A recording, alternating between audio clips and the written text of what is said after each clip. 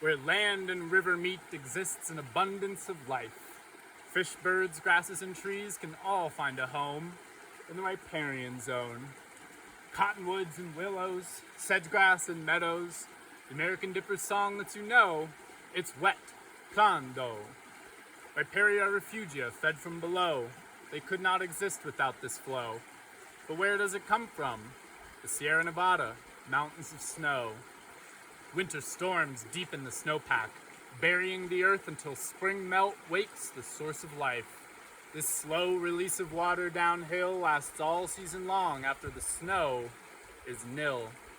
But even during the summer drought, as you may begin to doubt whether or not the rains will return, Seychen Creek still runs, lucky for the trout.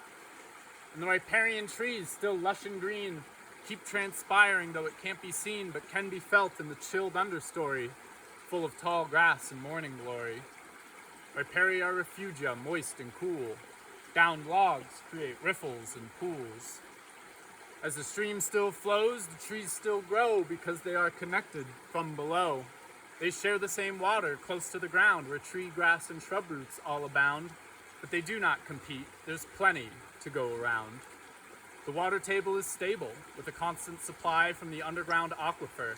Fossil water, centuries old, it won't go dry. Deep in the rock fractures, volcanic remnants, not like the typical Sierran granite. Recharged from upslope, those trees miss out, and only have access to what's within reach of their rooting zone, though it may be deep, a necessary acclimation to survive through drought.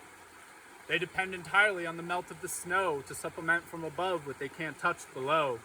To delay the onset of tree water stress, the timing is crucial, as we will show. How much productivity do they lose? Almost a month if they can't use the meltwater that turned to rain during a warm winter, already stressed again.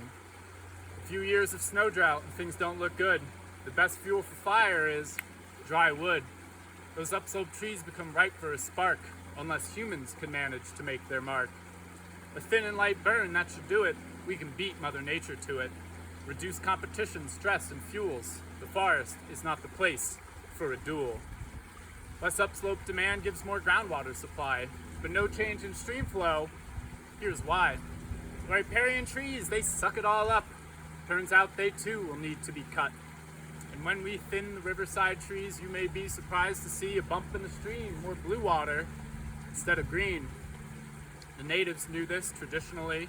Their culture was rooted in ecology. Ancient knowledge can be recovered, but indigenous science must lead.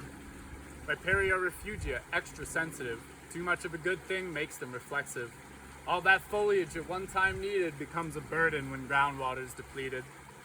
Riparia refugia, threatened by drought. We must protect them, or we'll all be without.